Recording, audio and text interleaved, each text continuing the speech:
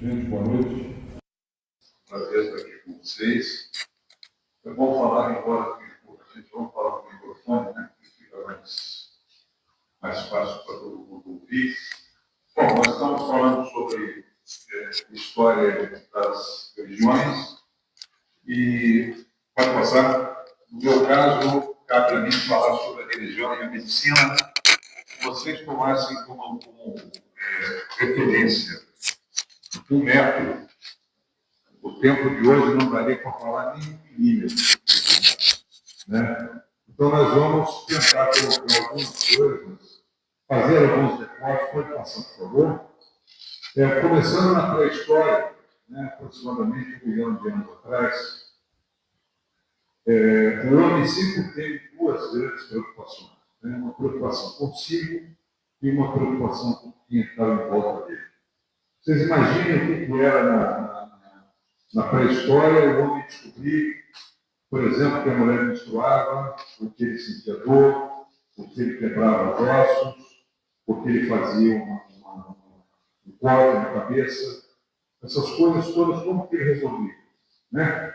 Então, ele começou a tentar explicar essas coisas pelo ponto de vista médico e também começou a ter uma série de questões que começaram a preocupá-lo, o homem, né? Havia coisas que ele estava muito longe dele que ele não conseguia tocar, ou mesmo que estivessem perto, por exemplo, o fogo, né? Ele sabia que aquilo era uma coisa extremamente poderosa, porque queimava, então era uma espécie de Deus, né, para essas pessoas. Pode passar, por favor?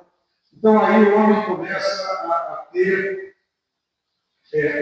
visões, né, adorações por situações naturais, como por exemplo o sol pode passar, a lua, os raios, e ele começa a ter a ideia de criar totens, como vocês estão vendo aqui embaixo, à direita de vocês, né? Ele via, por exemplo, a imagem das sombras dele ampliada.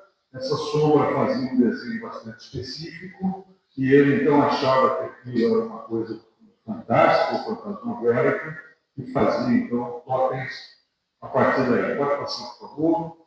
O homem começa então a criar mecanismos de sobrevivência. Ele começa a descobrir, por exemplo, fazer um fogo, pode passar. Ele começa a descobrir que a carne sabe melhor do que a carne crua, que as comidas feitas no fogo são melhores, pode passar. Ele começa a descobrir maneiras de fazer ferramentas, pode passar.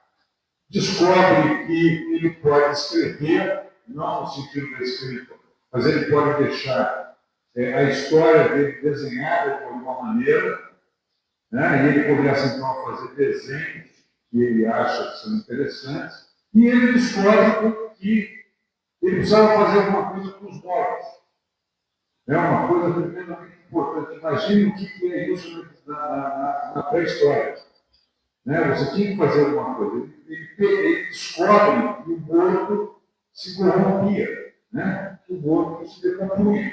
Então ele começa a ter, por exemplo, naquela figura ali, a ideia de colocar as pessoas em buracos, de colocar flores para evitar mau cheiro, e aí a gente chega nos atuais túmulos, como nós temos até agora. Né? Pode passar? Aí vocês estão vendo uma imagem que eu fotografei lá no Piauí, de na Serra da Capivara, de uma pessoa cuidando da cabeça de outra. Vocês observam que esse cuidado ele já era transmitido em figuras. Né? E vocês estão vendo nessa imagem aí um crânio com 3 buraquinhos, um buracão e 2 buraquinhos. Né? Vocês imaginam o que era na pré-história, a pessoa tem uma enxaqueca. Era um negócio descomunal. Né? Então, para essas pessoas, a explicação, na maioria das vezes, era religiosa, era uma explicação de que ele tinha um demônio na cabeça, ou tinha alguma coisa poderosa criada essa dor de tal forma que ele tinha que tirar isso. E para tirar, ele fazia daquela maneira que vocês estão vendo ali. Uma espécie de arco, ele fazia um buraquinho na cabeça da pessoa, pode passar, e depois, na Idade Média, vejo a cara do fulano ali, que não estava satisfeito, né? O pessoal da Idade Média fez uma tecnologia melhor, igual um sacador de rolho para fazer aquele buraco. Só quero dizer a vocês que isso existe até hoje, né? Isso é preparação de crânio, pode passar, e vocês estão vendo uma pessoa que precisou fazer isso, literalmente, né?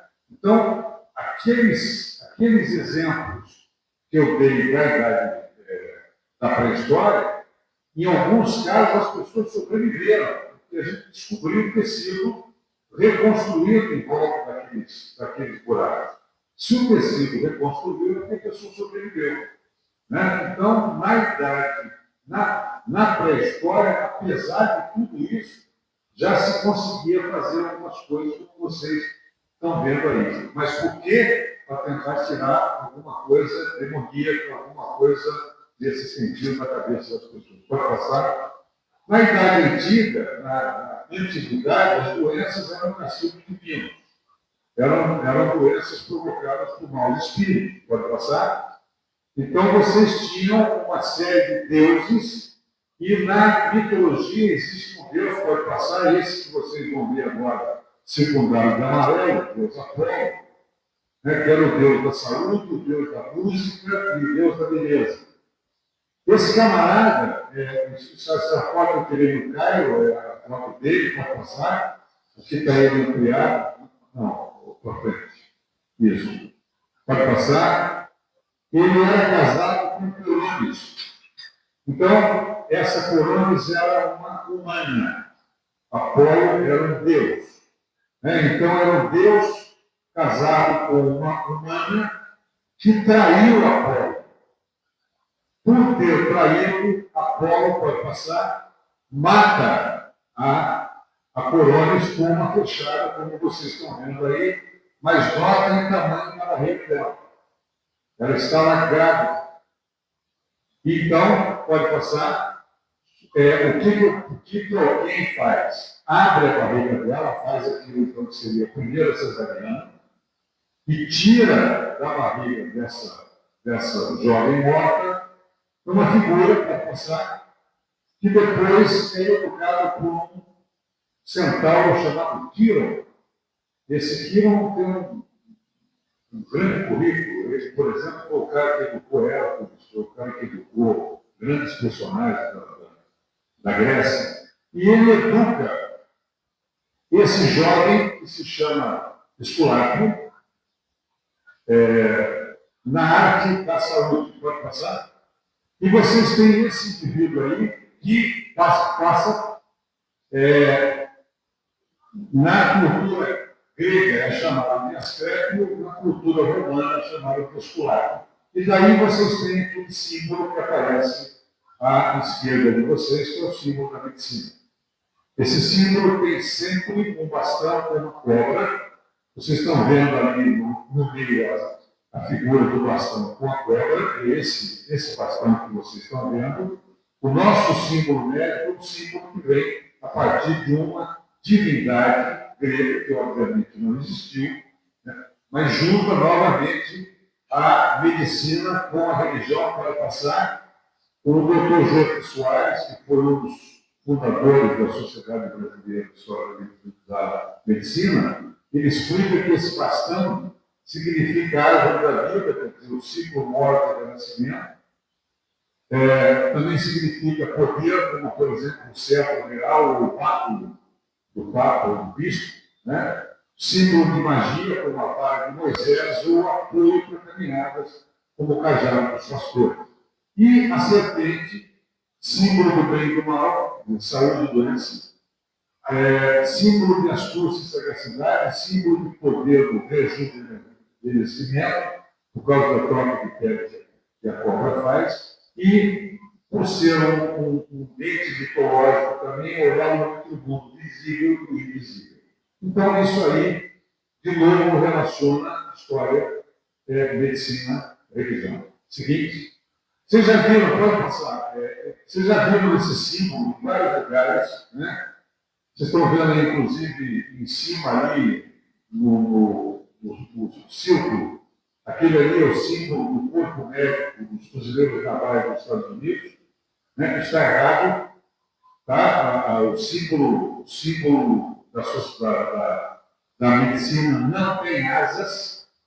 Isso aí é o símbolo do comércio, é o símbolo, né, que não tem nada a ver, é do Deus Hermes e não do Deus Asclepio. Tá? Então, quando vocês tiverem algumas pessoas falando sobre medicina com o símbolo, com as asinhas, saibam que está errado isso. Não tem asinha nenhuma, é só um báculo, é só um cajado, é só uma crema.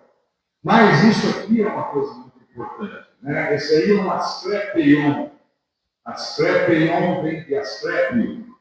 Asclepion é um hospital que funcionava maravilhosamente bem, porque era um grande espaço, como vocês estão vendo ali, é claro que aquilo são só ruínas, né? Mas era um grande espaço onde nós tínhamos os familiares, inclusive, acompanhando o paciente, e o paciente era tratado de acordo com aquilo que ele precisava. Por exemplo, tinha uma sala de música, tinha uma sala de hidroterapia, tinha uma sala em que ele simplesmente dormia, e a família acompanhava esse indivíduo. Né? Então, a saúde era tratada dentro de templos. De novo, a ligação entre medicina e religião. Né? Os deuses, era muito comum haver a interpretação de sonhos de tal forma que esses sonhos o ajudassem a ficar saudável. Né? Pode passar? No Antigo Egito, a educação era feita por duas academias de medicina, já havia academia nessa época, pode passar. E esse indivíduo chamado Imhotep, quer dizer, aquele que veio em paz, serviu a um faraó chamado Diócer, né? E ele foi o primeiro médico, ele é considerado o primeiro médico da história, mas também fez uma série de coisas. Né? Ele foi vizir, ele foi arquiteto, ele foi engenheiro. Pode passar. Diferente desse camarada que vocês viram no filme da Múmia. Tá certo? Esse aí é chamado Imhotep no filme, não tem nada a ver com o Imhotep real. Né? Porque esse aí é mau, e o outro era um camarada, gente boa. Né? Pode passar. Muito bem. Quando as pessoas morriam, o que acontecia?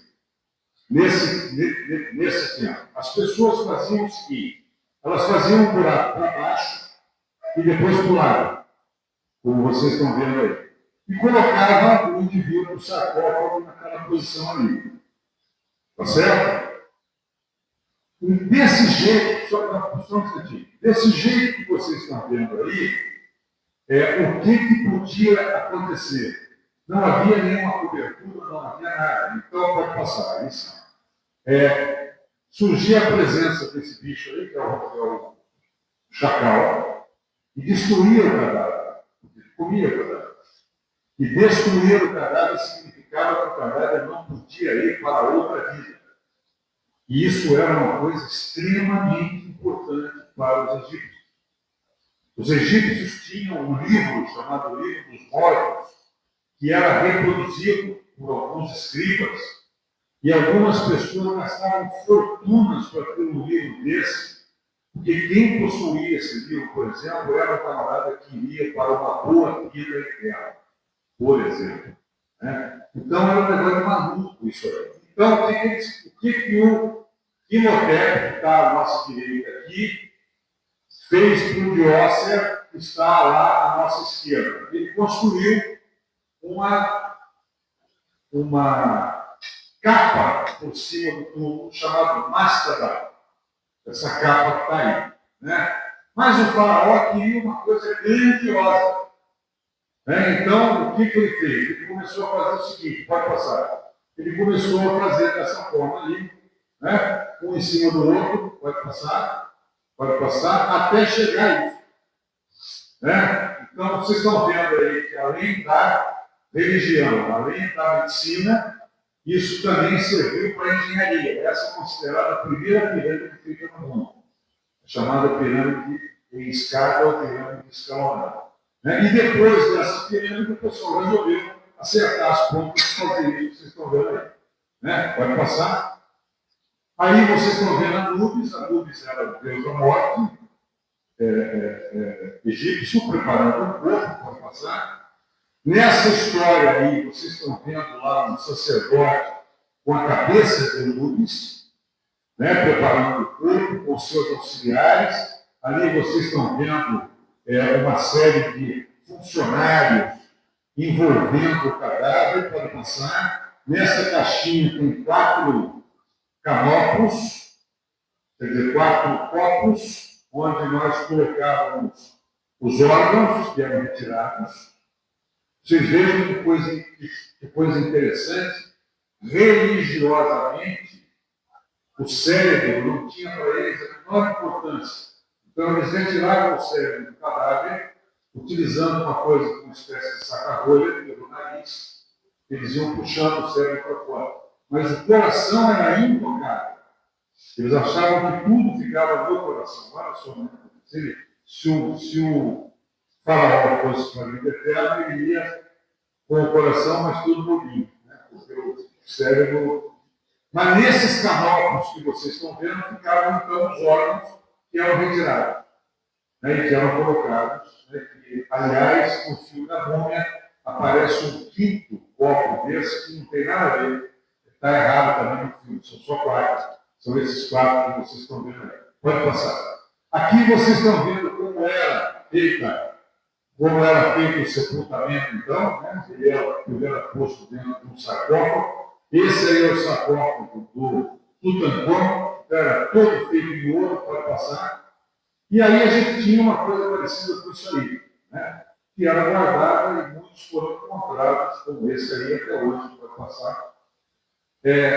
Vocês estão vendo aí um dedão, né? O pé. Olha que outra relação entre religião e medicina extremamente importante. Para que o corpo fosse para a vida eterna dos egípcios, ele precisava estar inteiro, fisicamente inteiro. Então, a primeira coisa que aconteceu foi que, ao perder parte de algum membro, eles precisavam fazer algo para substituir isso e criar uma prótese. Essa é uma das primeiras próteses que foram feitas no mundo.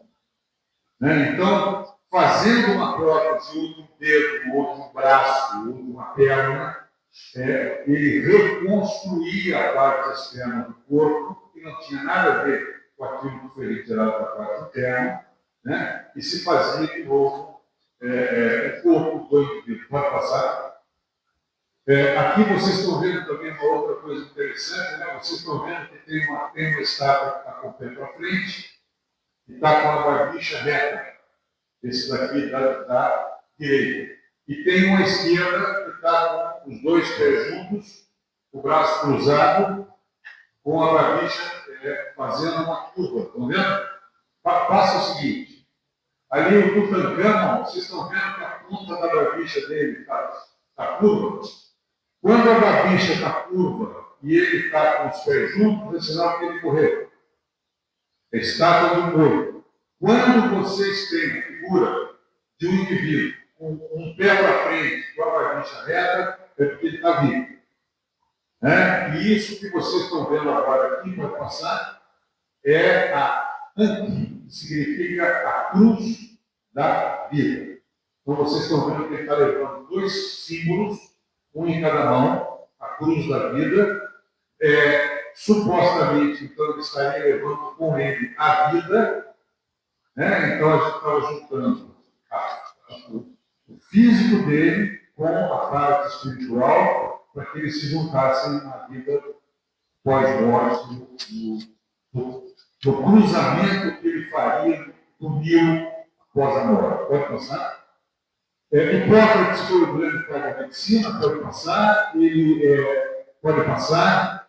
Ele acabou com aquela história de religião e magia. Né? As pessoas, como nós falamos, diziam muito dessas coisas. Nessa época, todo mundo falava que as coisas aconteciam como Deus queria, a filosofia fazia a mesma coisa, pode passar. Ele começou a dizer que não, as causas não eram espirituais, eram causas sobrenaturais. Perdão, ele começou a dizer que eram causas naturais, que não eram causas sobrenaturais, não tinha nada a ver com deuses. Né? Por quê? Porque havia uma doença chamada doença sagrada, que era a epilepsia, que o pessoal, por não saber explicar, o camarada estava muito bem, de repente caiu e começava a se debater, então eles achavam que os deuses causavam isso. E o Hipócrates diz que não era, pode passar. Ele diz, então, que a doença é resultante de fenômenos naturais decorrentes da condição biológica e da interação com o meio ambiente. Exatamente o que nós temos hoje. A gente fica doente porque a gente tem algum problema biológico ou porque a gente tem alguma coisa de poluição ou com qualquer coisa desse tipo. Pode passar? Ele também evidenciou a importância da clínica, da observação clínica, do diagnóstico. Então não era aquela história de ficar fazendo mágica.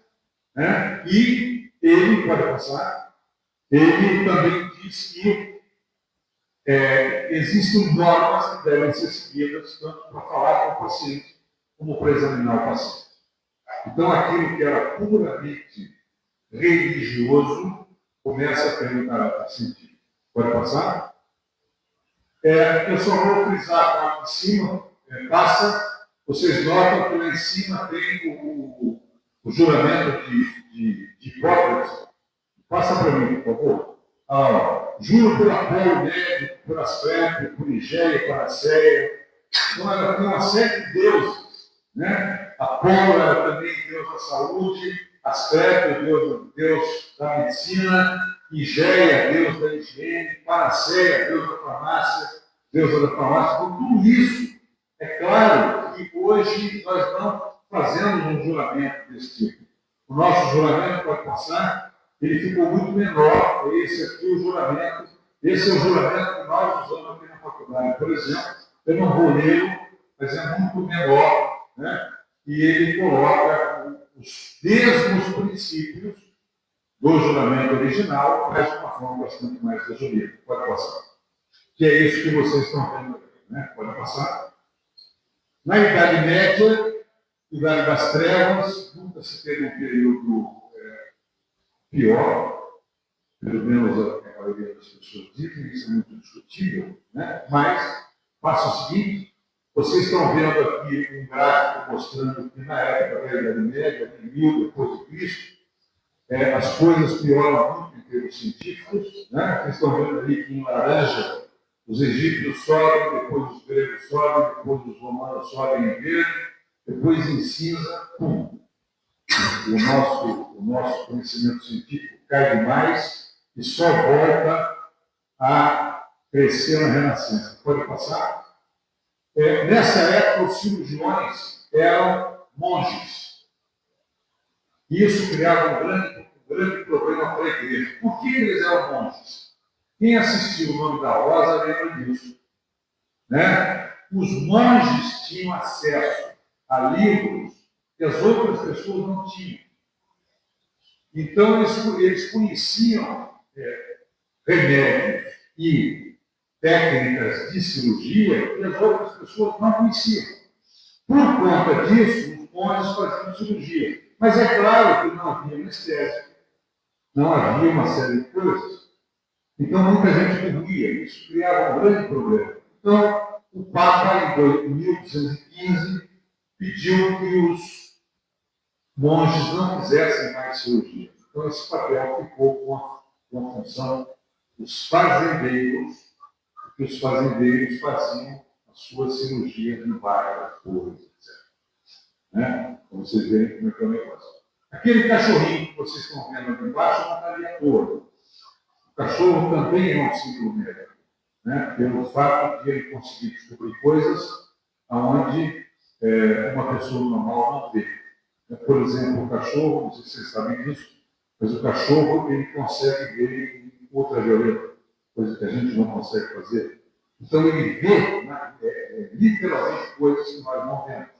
Né? E ele consegue detectar o cheiro de um corpo humano a 20 metros de profundidade. Né? Então, enquanto a gente tem em torno de 200 mil sensores olfativos, o cão tem 5 milhões. Então, ele sente coisas que a gente nem tem ideia. Seguinte, por favor.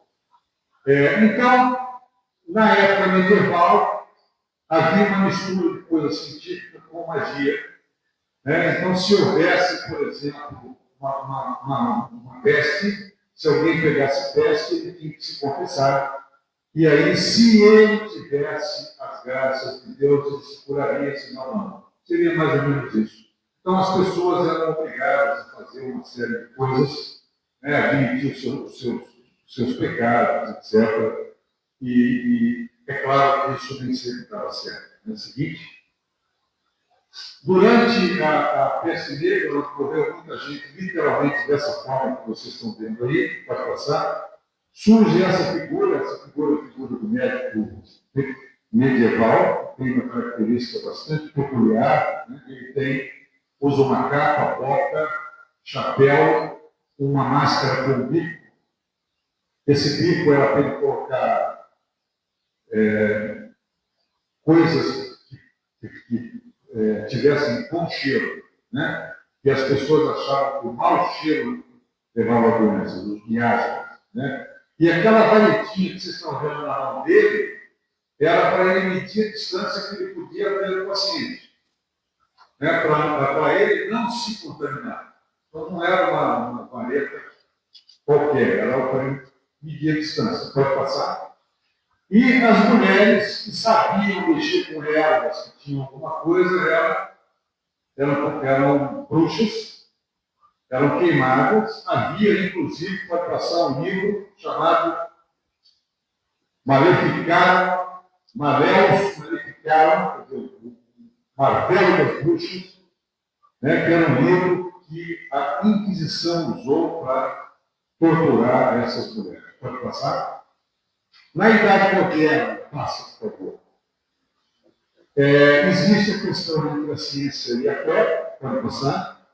No século XVI, tinha muito essa história de que ainda havia muito isso, de que as doenças eram provocadas pelo diabo ou pelo inimigo, etc., usavam-se poções, mas a prática da medicina misturava muitas coisas, então numa epidemia o ideal era rezar.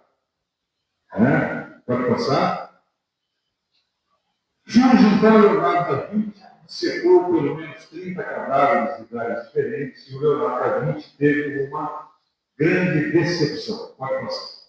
Ele teve uma frustração imensa, porque em todas as dissecções que ele fez, ele, pode passar, não encontrou a alma. Né? Ele achava que ao abrir o corpo, ele achava a alma do novo a medicina, a religião. Né? Ele descobre que não tem nada a ver. E ele fica muito frustrado com isso. E continua com as suas pesquisas e estuda a cabeça, estuda o cérebro. E no cérebro ele descobre, ou ele identifica 3 regiões, chamadas de senso comum, está ligado ao olho, vocês estão vendo? Está ligado ao olho, o senso comum, o pensamento racional e a memória. Ele identifica, claro que não era nada disso, mas ele identifica dessa forma naquela medicina popular, então, tem muitas crenças, pode passar. Particularidades são o conhecimento empírico, informações adquiridas na vida diária, experiências vividas e transmitidas e experiências de acerto e erro e transmissão de geração em geração. Então, é aquela história do camarada que diz o seguinte: meu joelho direito está doendo, então hoje vai chover. É mais ou menos isso. Pode passar? Vocês já ouviram falar em quebranto? Né? Quebranto é o resultado de um mal olhado que produz nas pessoas. Por que mal olhado? Por que surgiu isso? Porque os condenados antigamente eles eram vendados antes da execução. Por que eles eram vendados? Pode passar. Porque os suplícios eram públicos. E eles podiam, no último ato, darem um olhar fatal para uma pessoa, para que ela morresse, ou para que ela tivesse um problema. Então, ela era vendada. Por conta disso, para evitar essas desgraças, o condenado ele era vendado. Né? Mas o mal olhar continuou, pode passar. Né? E virou o Código Branco. Seguinte. E as vítimas são principalmente crianças, plantas e animais. Vocês já ouviram falar, pode passar, do famoso olhar de seca-pimenteira. Né?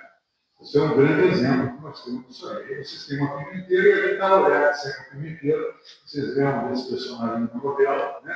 Esse é o momento em que ele olha para um caminhão que passa, o caminhão sofre um acidente.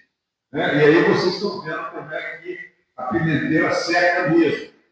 Né? Pode passar.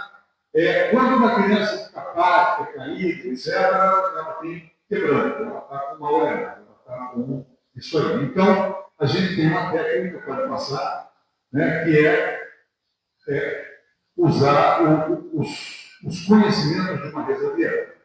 Né? A gente usa um prato, água e óleo. E eu me lembro muito bem disso, que a minha avó fazia esse tipo de coisa. Né? Um dia ela chegou. Minha mãe chegou para a minha irmã no colo e falou assim, essa menina está com quebrando. Vamos resolver isso. Fez exatamente isso que está aí, pode passar. E aí, pingos de óleo derramados na água. E acontece isso aqui, ó. Se os pingos ficam daquele jeito, não é um quebranto muito forte. Mas se os pingos ficarem desse jeito aqui, ó, que vocês vão ver agora, pode passar, significa que quebrando era forte e ele está sendo tirado. Certo? E isso funcionava. Era incrível, mas funcionava. Né? Pode passar? Outra coisa passa, por favor.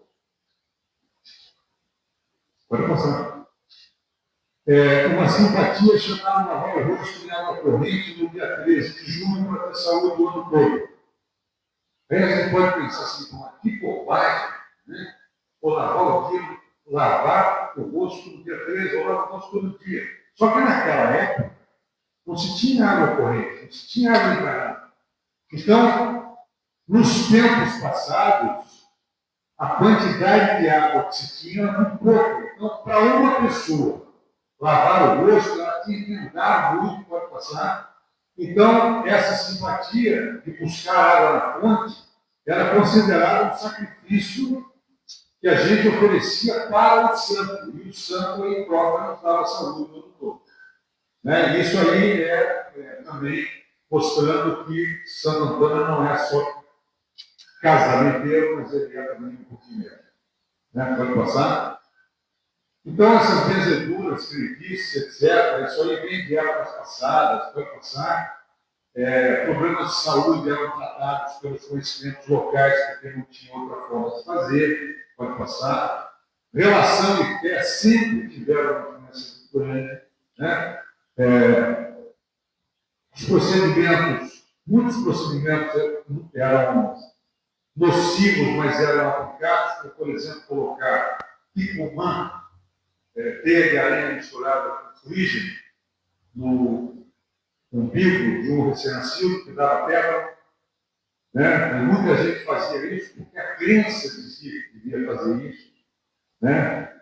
Eles acreditavam que isso era um benefício, pode passar. Né? E os costumes foram sendo transmitidos de geração em geração, e até hoje, quando eu falei sobre certas coisas, sobre quebrando, muita gente fez assim, e já ouviu falar, evidentemente. Né? Pode passar. Tem muitos outros. Né? Bezerra de Menezes, um grande médico, um grande espírito, né? Pode passar.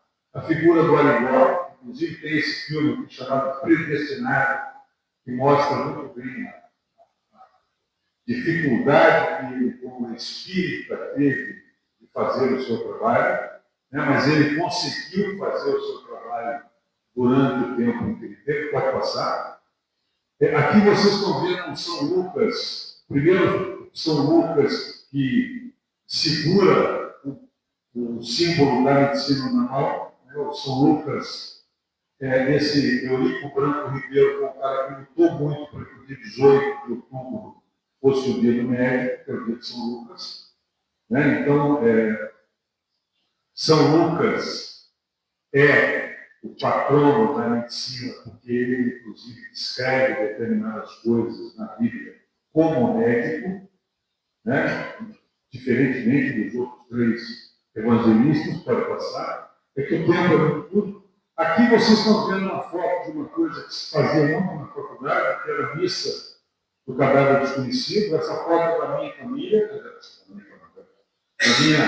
da minha turma. Esse camarada que vocês estão vendo aqui, esse cara que vocês estão vendo aqui, ó, eu acho que muita gente conhece, quer ver? Esse camarada aqui, ó, bem em frente ao quadro. Vocês estão vendo aí, doutor Marapom? Não dá para eu mostrar, mas é. E eu estou aqui, ó. Esse camarada que está de braço cruzado, eu sou eu. Pode passar. E aí vem essa questão. Né? Fé, cura, ajuda na cura. O Conselho Federal de Medicina criou uma comissão de saúde e espiritualidade. Esse negócio é muito mais sério do que a gente pensa. Né? Eu tenho experiências pessoais, eu acho que cada um deve ter a sua, né? Mas eu tenho pelo menos 3 experiências que eu vivi e que eu tenho certeza que eu sobrevivi porque Deus me ajudou naquele momento. Eu tenho certeza, eu acho que muitas pessoas têm esse tipo de coisa. Eu acredito nisso, algumas pessoas não acreditam, nós temos que respeitar, pode passar. A medicina da palavra de Deus é altamente eficaz, só funciona com a fé. Essa é outra questão. Por isso que eu digo que o paciente, quando ele diz que ele acredita em tal coisa, isso é fundamental para que ele também se ajuste a isso. Né? Quando eu me lembro que uma vez eu fui chamado para ver um senhor. Esse senhor ele fazia parte de um rito extremamente diferente daquilo que a gente tem. Né? Ele tinha em cada canto, debaixo do colchão, em cada canto, uma placa de bronze desse tamanho, com símbolos egípcios, né? Que a família tinha trazido, e ele se sentia bem com aquilo. Então não está fazendo mal, deixa. Não vai chegar falando, não sei o que, não sei o que, não sei o que. Não, pelo contrário, né? Pode passar. Nós estamos chegando na era do doutor robô, aquilo ali é um robô que ao invés de ir à sala a enfermaria, vai ao robô. O médico está no consultório dele. O robô é que vai, aí o médico fala pela tela. Né? Pode passar. E aí vocês têm aí o auxílio se recuperar de um trabalhado de crânio, operando períodos aleatórios de superficialização do cômodo. Está em coma. Durante a manhã, na UTI, um jovem fisioterapeuta se dedicaram a massagear as mãos depois que contei a experiência de voluntários americanos que, usando esse método para alimentar em cuidados paliativos, constataram uma redução de 50% do uso de analgésico. Quer dizer, você fazendo massagem, você diminuía a dor do paciente. Ele estava em coma. Aí, um dia, depois de uns 10 minutos de massagem, o cara já se preparava para ir embora quando o paciente disse: por favor, massageie mais um pouco. Eu ainda não estou preparado para ficar sozinho com essas pessoas que me moram na minha casa. Então, o paciente que estava em coma fala isso para o camarada que estava fazendo massagem no pé dele. Faça o seguinte: primeiro hospital de inteligência artificial na China vai atender 3.000 pacientes por dia. E aí nós vamos pensar o seguinte: será que o carinho da mão humana vai fazer falta? Será que isso vai interferir na fé? Seguinte: médico robô começa a tratar pacientes em laboratório na China. Você gostaria de ser tratado por um médico robô como esse aí? Vocês gostariam? Esse médico teria preocupação com a sua espiritualidade, por exemplo? Seguinte: a inteligência que você vai precisar quando adoecer pode passar a virou rotina, a busca desesperada por uma voz humana quando o problema não faz parte de algoritmos. Tudo agora é celular, é computador, é internet, é rede social, são as pessoas. A gente vai, às vezes, a um restaurante, vê todo mundo na mesa conversando no celular. Né? Então, essas coisas podem passar, precisam ser pensadas, e aí o J. Camargo, que é o gaúcho, ele diz o seguinte: a morte da esperança é a soma de todas as mortes. A medicina representa a esperança para as pessoas. E essa esperança está calcada na confiança que o indivíduo tem no médico, na equipe médica, mas ele também tem confiança num ente superior, num ser pelo qual ele reza.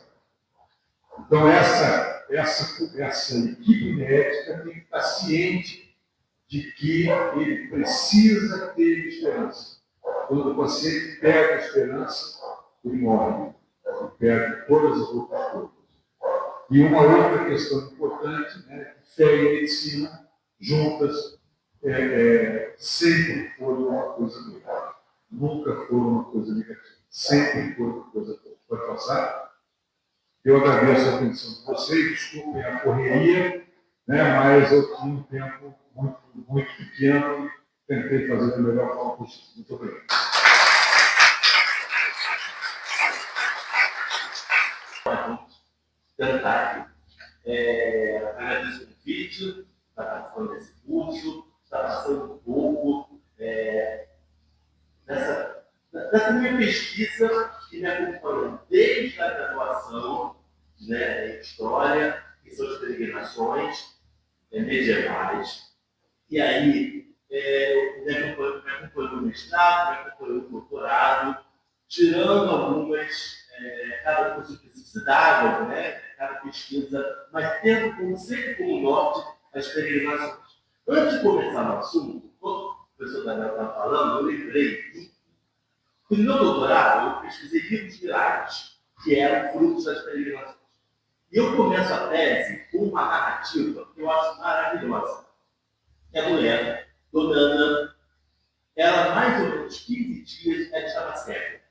Ela não enxergava. E alguém falou para ela: olha, vai no santuário de Bom Jesus, e tem a água de Bom Jesus, de local, do santuário, serve água. Que você passava onde você estava, né, doente, onde você tinha ferida, e segurava.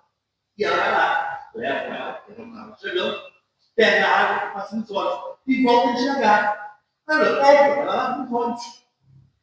Né? Assim, a questão era a falta de higiene. No exato momento que ela lava os olhos, ela pode enxergar. Né? Mas aí ele vê logo nesse caso, que assim, ela aparece, né, por ter enxergar. Bem, mas nós voltamos às peregrinações. A proposta é criação de vegetais a fé política. E não à toa, eu trago logo de cara a figura de Santiago Matamoros. Por que Santiago Matamoros? Primeiro que tem uma relação fortíssima com as peregrinações. Né? Você tem um dos 3 maiores pontos de peregrinação, é Santiago de Compostela, entre Terra Santa e Roma. Né? E a figura de Santiago Matamoros é fundamental para o vista cristão. Porque veja, no início da Idade Média, a devoção a Maria, Nossa Senhora, é muito mais forte no Oriente do que no Ocidente.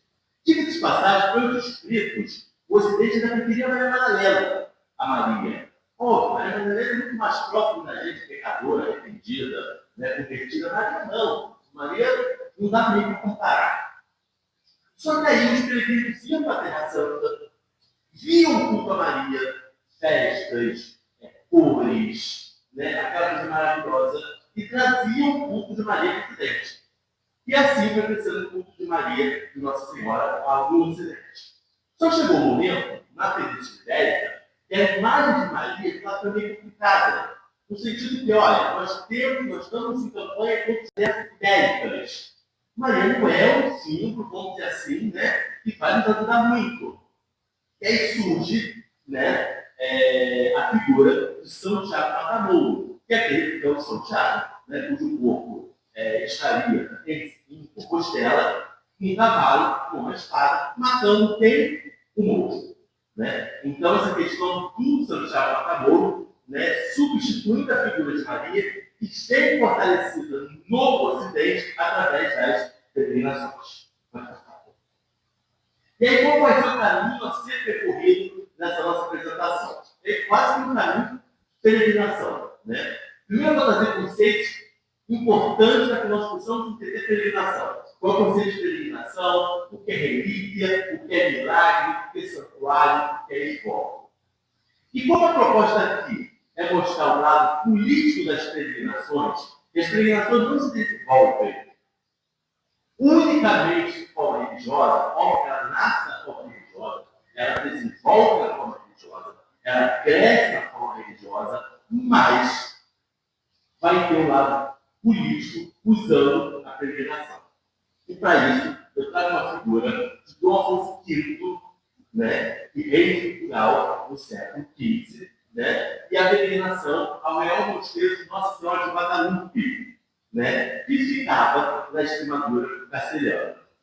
Tá? Eu falo Castela, porque a gente não pode falar de Espanha no século XV. Né? A gente tem Castela, a gente tem Aragão, a gente não tem Espanha. Né? A gente só pode falar de Espanha a partir do século XVI.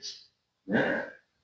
E depois, como eu curso de história, eu trago algumas fontes para a gente estar dando uma olhada, ver como é que a gente. Assim, amanhã eu quero trabalhar com a peregrinação. Que tipo de fonte eu posso usar para trabalhar com a peregrinação? Bem, vamos lá. Primeiro, o que é peregrinação? A peregrinação, em sentido etimológico, é um verbo latino que significa viajar ou andar por terras distantes. Então, você fazer estrangeiro em terra desconhecida. É como nós aqui se fala, né? O cristianismo fala que nós estamos aqui em peregrinação na terra. Porque aqui não é o nosso local. Né? Nós somos só de passagem. E a peregrinação é isso. A gente se faz estrangeiro, passando os perigos que pode passar todo estrangeiro em uma terra distante.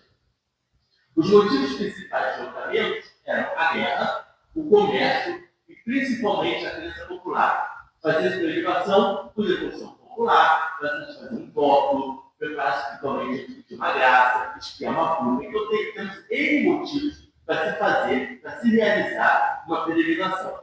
Elas são testemunhas que a categoria das coisas sagradas difere integral da natureza das coisas que a compõem a vida regular e que a forma previsível. Uma peregrinação se fosse fora da rotina da vida. Quando você parte uma peregrinação, você deixa sua casa, você deixa sua família, né? Você vai ter momentos estrangeiros, como a própria etimologia fala da palavra.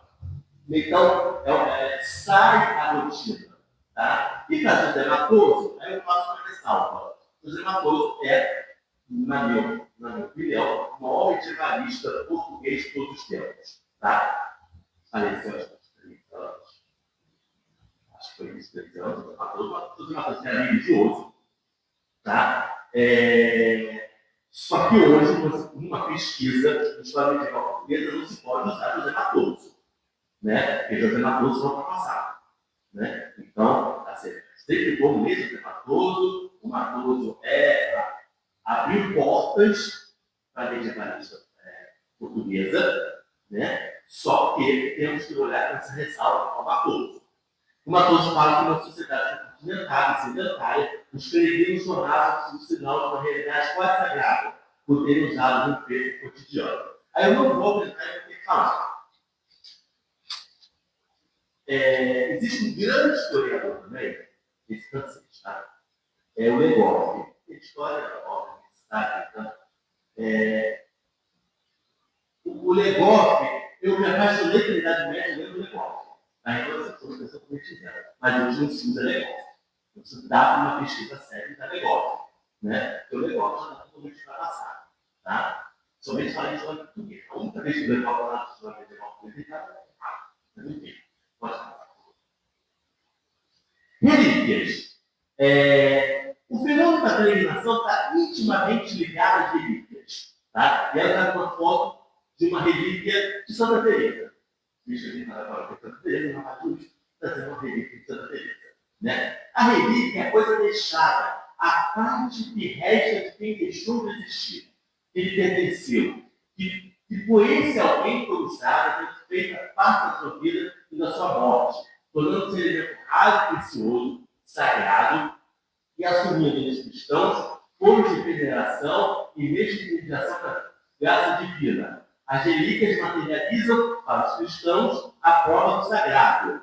A relíquia é o sagrado que eu posso ver, né? É o sagrado que eu posso tocar. Não necessariamente relíquia é uma parte do corpo do santo. A gente pode pensar, o dedo, né? O santo, é o corpo do santo. Não, pode ser a batida de um padre, pode ser algo que ele tocou. Existe classificação de relíquia primária, secundária, terciária. Né? A primária seria o corpo do santo, a segunda seria algo que ele tem usado, no terceiro grau de relíquia seria algo que ele tenha tocado. Então, relíquia, óbvio que a primeira tem muito mais valor para o corpo, né, do que a terceira.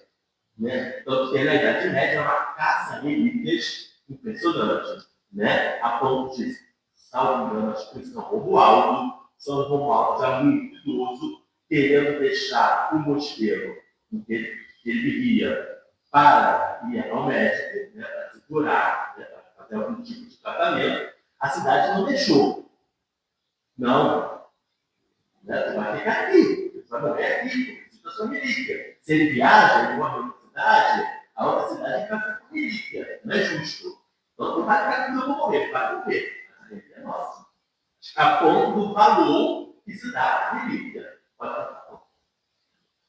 E aí eu trago um exemplo, já que, né, a necessidade de trabalhar com fonte, eu trago um livro fundamental para entender um determinado período, Eusébio de Cesareia, História Eclesiástica, obviamente tem sido uma certa crítica, né? Mas ele fala, e aí nesse trecho que eu trago, a gente pode verificar o valor da relíquia. Olha o que ele fala: o maligno, invejoso e ciumento, adversário dos justos, vendo a grandeza do seu martírio, ele está citando o martírio do seu Policarpo.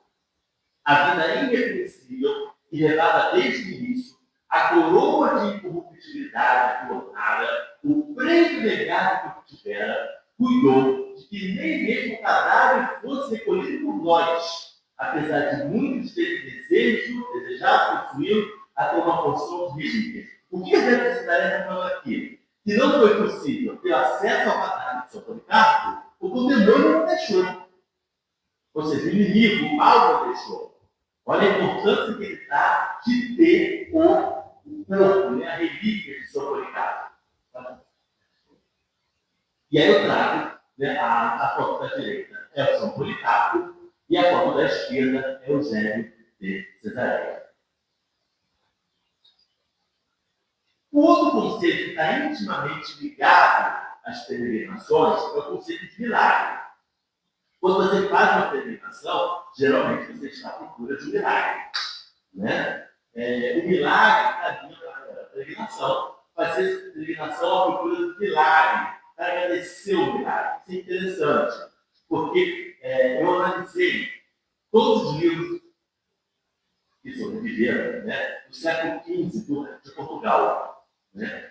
São 5 livros de milagres, são aproximadamente 400 milagres. Né? Eu fiz uma tabelinha dos milagres, e aí, às vezes, a condição da pessoa é tão ruim que ela não consegue caminhar até o local. Né? Então, ela fala o seguinte: primeiro ela pede, acontece o milagre, e aí depois da peregrinação. Inverte a lógica de peregrinação depois do milagre. Primeiro milagre, depois da peregrinação. Né? E é interessante também que pode acontecer um milagre trazido por uma pessoa. Por exemplo, água com Jesus. Né? Foi uma vizinha que tem determinado milagre que a pessoa estava com fumundo na perna, estava com dificuldade de andar, né? E aí uma vizinha apresenta a água e fala assim: fulano, será água, né? Fulano, se você passar essa água, você vai ser curado. Né? E aí ela passa a água, fica curada, tá? E aí faz a peregrinação ao mosteiro de Bom Jesus. E aí também tem relatos didáticos, né? Tem o mesmo milagre de Bom Jesus. A pessoa vai lá, ela passa a água, se cura, eu não lembro mal da pessoa, só que ela não faz a peregrinação. Acho que ela estava surda. Ela estava surda, ela passa a água, né? Ela fica curada, só que ela não vai. O relato fala assim, tomado pela preguiça, ele não vai. O que acontece? Volta a ficar surda. Volta a ficar surda a pessoa. E aí depois, aí acabou a água, não leva mais a água da pessoa, né? Ela tem que ir para o mosteiro, né? De Bom Jesus, aí sim ela pega a água do mosteiro e faça a curada. Tá? A gente chama de milagres didáticos, né? Para mostrar que, né? Igual o milagre, por exemplo, as narrativas da pessoa que zomba, né? Tem um livro de milagres próprios mártires do Francisco, né? Da Ordem de São Francisco, né? Que são os mártires de Marrocos, né? Um dos milagres fala o seguinte: no dia dos santos mártires não se trabalhava e a pessoa zomba. Eu não vou perder. Isso é tudo escrito, é negócio fazendo com milagres. A pessoa fala assim: olha, não vou perder a minha uva por causa dessa besteira. Vou trabalhar. Né? Ele vai trabalhar, ele leva um tombo, fica aleijado, né? E aí só depois vai ao mosteiro, né? Que ele é curado, e aí ele fala: nunca mais trabalho de dia de São. Né? É um milagre didático. Não somos dizer. Aí São Tomás de Aquino, quando na dúvida, pede a São Tomás de Aquino. São Tomás de Aquino escreveu tudo, né? Na dúvida, recorre a São Tomás, e vai estar lá certinho. São Tomás conceitou milagre com apenas coisas que são feitas pelo poder de Deus, fora da ordem comum das coisas. É aquilo que não se explica.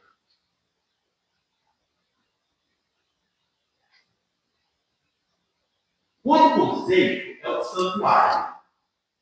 Santuário diferente da nomenclatura que nós temos hoje, né? Hoje nós temos basílica, santuário. Quando eu digo santuário, é um local sagrado. Pode ser um mosteiro, pode ser uma igreja, pode ser uma ermida, pode ser qualquer construção, pode ser uma imagem, pode ser uma gruta, tá? Santuário é um local final da caminhada. É o ponto final, né? É o que procura o peregrino. Só um detalhe, não necessariamente é o ponto final. Né? Porque se você pega, por exemplo, a peregrinação portuguesa, a Santiago de Compostela, é o chamado caminho português, né? Você tem vários santuários que não são o ponto final da peregrinação. O ponto final, Compostela. Mas a presença daqueles santuários é fundamental para se fazer a rota. E aí a gente conta pela relíquia. Porque o santuário só vai ter poder, vamos dizer assim, de uma relíquia. As caras, até a relatos, porrada. Relíquia. Né? E aí a construção do caminho português, caminho francês, enfim, passa pela existência desses santuários. E aí é importante uma vila com um santuário desse.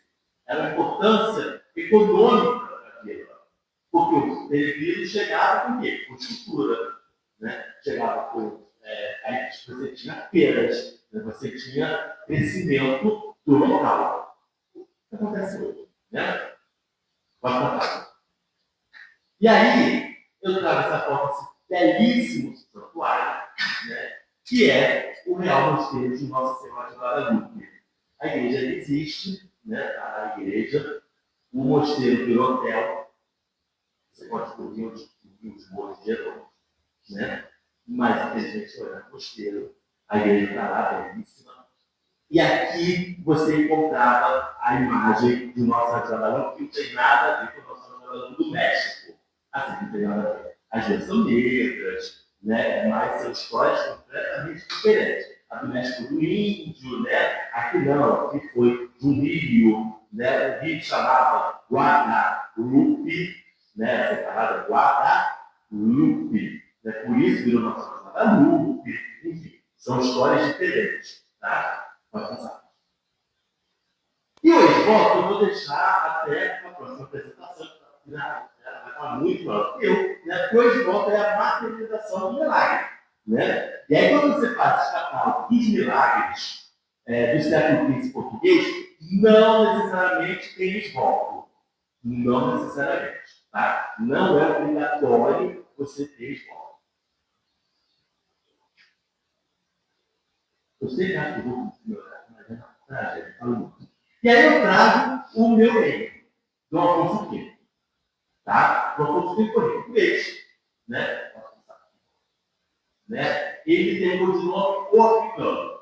Ele vai reinar Portugal de 1438 a 1481. Ele não é o rei mais amado dos historiadores. Muito pelo contrário.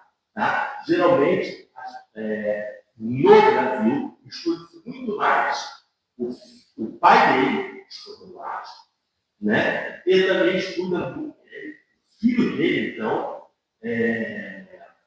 não, desculpa, ele é pai, não, desculpa. O filho dele, Dom João II, né? Ele é o queridinho. Dom João II é o queridinho do medievalismo brasileiro, tá? Mas ele continua africano, né? Porque ele começa as ilhas da África, né? Ele faz pouco em África, ele começa, no futuro, vai ser chamado de expansionismo português, ele começa a fazer forte na África, ele começa a pensar além do oceano. E ele é uma figura muito interessante, porque ele, você pensar, ele está virado, ele é quase um Dom Manuel, que está virado para o oceano. Não, ele está virado para a Europa. Na verdade, ele talvez seja o último rei português que esteja voltado para a Europa. Né? O Dom João II, o filho dele, já pensa mais para fora da Europa. O Dom Afonso V não. O Dom Afonso V morre querendo a União Ibérica, né? Que, por do destino, vai acontecer, mas sob o jugo dos espanhóis, não dos portugueses. Né? Então, Dom Afonso V, ele foi neto do Dom João I. Dom João I, que é o fundador da dinastia Capriz, tá? Foi lá no golpe, né? Foi um golpe que o João I deu em Portugal, né? Não era para ele, era assumir. Portugal é golpe atrás de golpe, né? Portugal nasce quando o Dom Afonso V tira o golpe, deu um golpe na mãe, aí Dom João I, que funda a dinastia Capriz, porque dá um golpe também, né? Ele não era filho de enfim, mas funda a dinastia, então ele é neto do Dom João I, ele é filho do Dom Duarte. Ou seja, foi o terceiro rei da dinastia, né? O 12º de Portugal. Ele vai ser o pai de Dom João II, príncipe perfeito, né? O príncipe queridinho, né? Dom João II tem uma história muito interessante, porque o Dom João II, ele de fato é um monarca sensacional, mas não pensa duas vezes em eliminar o inimigo. Ele mata primo, ele mata adversário, ele mesmo. Ele não manda, ele vai lá e mata, né? Não sei se é o caso quentinho, mas ele organiza a nobreza portuguesa, ele tira a força da nobreza portuguesa, e isso vai ser fundamental para Dom Manuel fazer o que fez. Tá? Então, Dom João II foi filho de Dom Afonso V, e na verdade, Dom João II ele fez um estágio como monarca. Porque Dom Afonso V é chamado o último rei medieval, né? Ele apoia cruzada, o Afonso V foi o último rei que apoia cruzada. O Dom Afonso V, ele decide largar o reino e ir para a peregrinação para a Terra Santa. Ele chega no filho e fala: bom, João, filho, assume que eu vou viver como mendigo na Terra Santa. E faz a peregrinação. E aí ele faz a Poitou, ele faz a França, visita o primo dele, tentando conquistar apoio da União Ibérica. Só que o primo dele não dá o apoio. Aí decide voltar, e aí meu filho rei. Aí ele é aquele passe. Né? Só que aí Dom João II chega e fala: você é o rei. E aí, Dom Afonso V governa até a morte. A gente fala que Dom João II fez um estágio como rei. Tá? Não tem nada a ver com a minha apresentação, mas é uma homenagem ao Dom Ferradeira, é uma pessoa que coleciona e estuda. Eu trouxe na minha coleção duas moedas, uma de Dom João II e a outra de Dom Duarte. tá? Eu não tenho ela de Afonso V, nunca achei para comprar. Eu vou passar para vocês, só peço que não tirem da caixa, porque a caixa é para proteger a cultura na mão, né? Porque é uma peça que ele já não tem.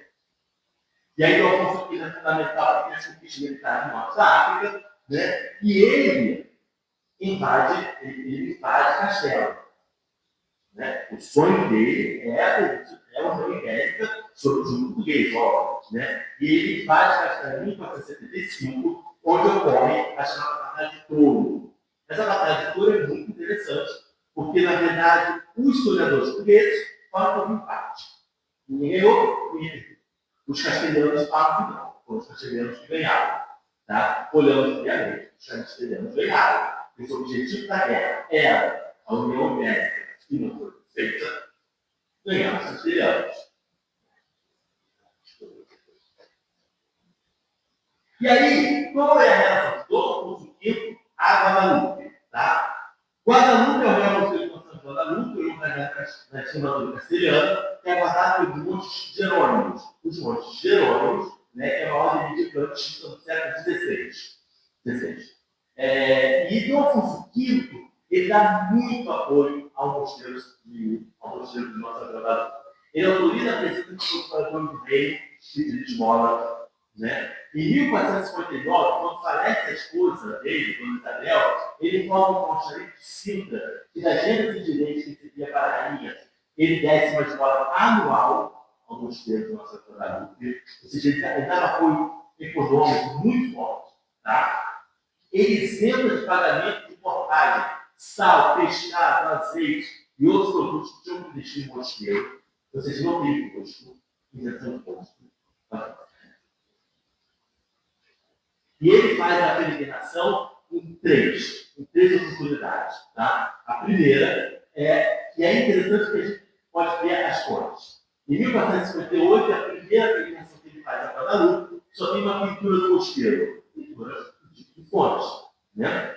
Em 1463, ele vai ao mosteiro agradecer a cura de uma fé inicial, 82, e agradece a cura a Nossa Guadalupe. Em 1464, é muito interessante, ele vai em peregrinação, mas não era uma peregrinação religiosa. Ele vai para casar com Dona Isabel, a futura rainha católica, que depois a gente sabe que não quis nada com ele e casa com Dom Fernando, né? São reis católicos. E aí, por que esse apoio do Afonso V tão forte ao mosteiro, que ele ficava num reino inimigo? A raiva dos portugueses que os castelhanos é tão forte, que tem fontes que falam assim, de Castela nem o melão são bons. Ou seja, nada, nem o melão. Né? Agora, o que faz do rei, do Afonso V, dar tanto privilégio ao mosteiro? Primeiro, a posição do mosteiro na região de Extremadura, fronteira. Fundamental. E segundo, na batalha de sucessão de Henrique IV, que ele quer. Que aí tem duas, na sucessão de Henrique IV, rei de Castela, há duas frentes. Um povo quer que assuma a filha de Afonso IV, Dona Joana. Aí, filha de Afonso V, casa com Dona Joana, casa com a prima. Porque aí o filho dos dois teria uma ibérica.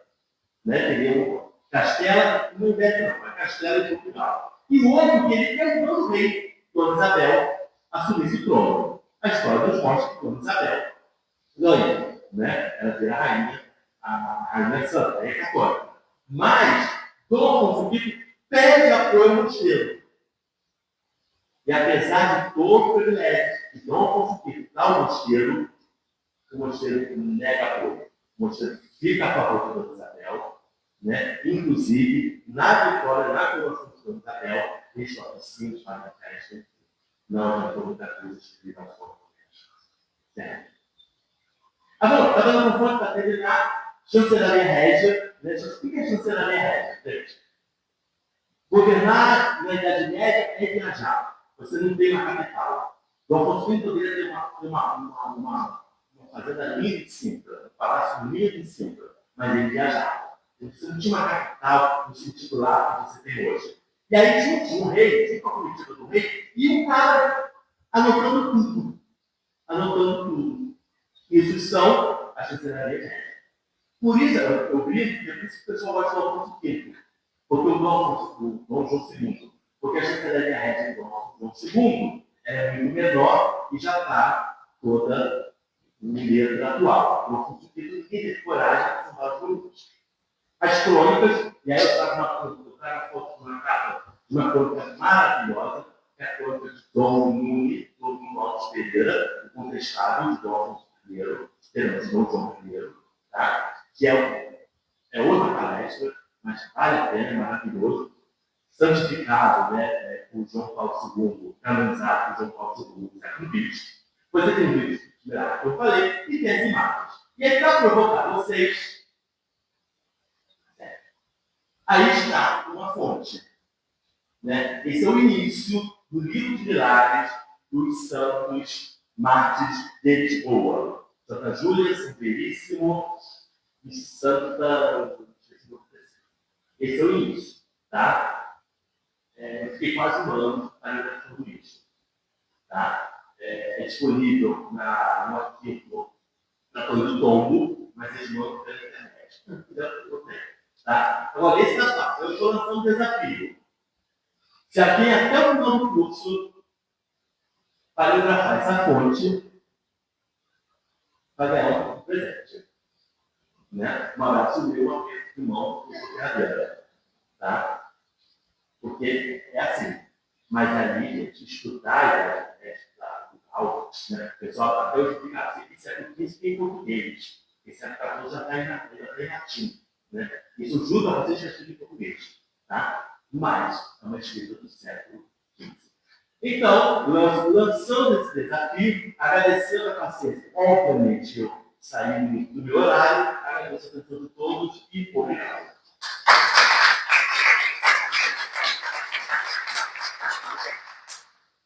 Obrigado. Mas eu hoje vou falar particularmente da Romaria do Ministério. A Romaria do Ministério do Ceará, onde e a Romaria do Bom Jesus da Lapa da A Romaria da Lapa é uma romaria às margens do São Francisco. E a do Canindé, as margens do Rio Canindé, ambas mesmas de seca. Então, é zona rural e a maioria dos goleiros são zona rural. Aradores, enfim, pessoas que plantam e vaqueiros. Deixa comigo. Eu tive, quando eu cheguei, eu tive muita dificuldade, mas foi muito difícil. Porque em 1982 você tem um microfone, o bombeiro, você tem um gravadorzinho, gravadorzinho de 1982. Você tem aquelas câmeras fotográficas, analógicas, salvas. Eu entrevistei cerca de 3 mil bombeiros ao todo nessas duas moradas. E, enfim, eu percebi, ao longo da pesquisa, que eu não sabia lidar com o outro. Aquele que trouxe um texto do Antônio Machado, que é um escritor espanhol, que fala sobre o outro. E diz que o outro é a autoridade que compadece. A gente não trabalha, quando você trabalha no campo, se você não tiver um olhar, o outro olhar, ver o outro, você não vai desenvolver praticamente. Mas a gente não viu o trabalho escocêntrico, né? Você não está fazendo antropologia. A gente acha que o outro não existe. Aqui é sério que o ser humano tem que o outro é outro. Então, o outro está prestando e a autoridade de que não acontece. Então, aí eu cheguei lá e falei, gente, que autoridade é essa? Eu não sabia entrevistar esses goleiros. Porque você pode passar. Você chega no Canindé, você já se choca. Eu saí das 4 da manhã num carro que saía de Fortaleza acompanhando os goleiros.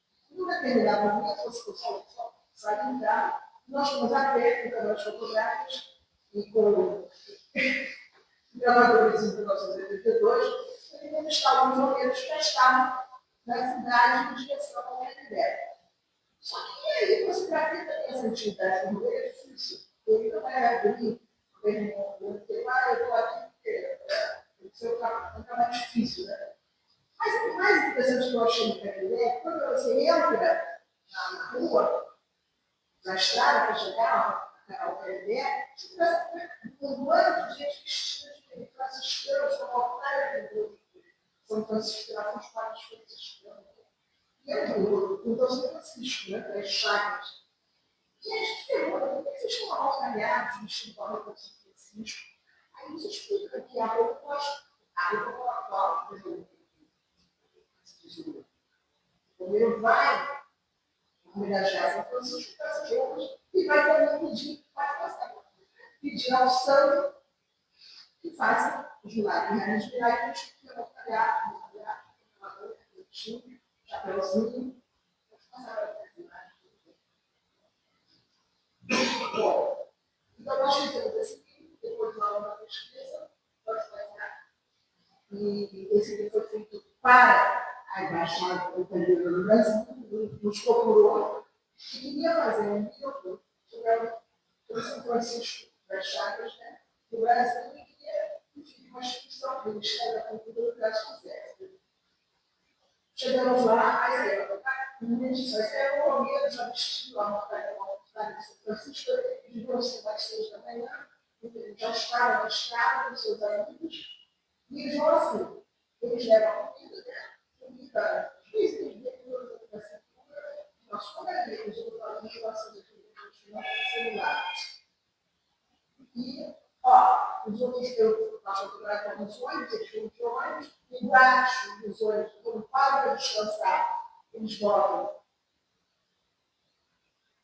as redes para descansar e eles vão assim. A gente entrou em vários desses caminhões, eu entrevistei na estrada uma vez, os presentes romeiros, mais ou menos, e os que fotografam não fez que coisa, inclusive, acho que o Marcelo se perdeu, foi difícil assim, personagens. E aí estamos dançando na estrada, quem está comigo, porque sempre na música de Joelho, elas são de personagens que são livres, das pessoas muito pobres, não é uma Maria Getúlida, tem muitos pobres.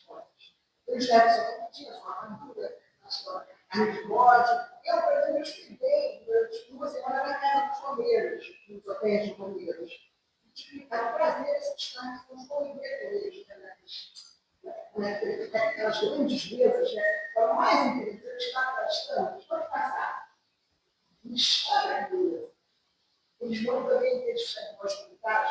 O mais interessante, para mim, foi quando à noite, nós estávamos na casa dos romeiros, jantando carne de bode com e o romeiro tinha um pedaço da bolsa, uma mão, sem dedo, sangrando.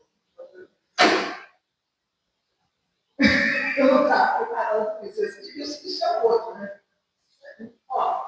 Só sentir isso aqui são mulheres fazendo crianças. Né? Todas elas estudadas e fotos de pessoas que chegam lá na casa dos lugares e colocam suas fotos para admirar a santo. É interessante porque essas fotos são as fotos também, que depois que eles circulam, eles voltam com outras fotos, são fotos dos curais. E todas as curas são miraculosas. As histórias dos lugares são fantásticas, porque eles não deixam disso. O ato de caminhar até o Canindé, só o ato de caminhar em busca da cura, já é a condição. Como eles são, agora eu falo ele, como são personagens binários, que são a margem, quer dizer, a margem que estão com trânsito, né? São binários. Em busca de um ápice múltiplo, um eixo, quando tornar esse eixo, ápice múltiplo, há uma reorganização do mundo interno na cabeça dele, na cabeça também. Cada que ele retorna esse ápice múltiplo, é renovado, restaurado, e ele se cura. Você porque nós voltamos para pesquisar alguns momentos que nós conseguimos endereço e eles obtiveram as miraculosas do setor. Bom, aqui são imagens também. Pessoas que fazem imagens, primeiro cortar o cabelo, você ficar curado. Então, aqui tudo cura.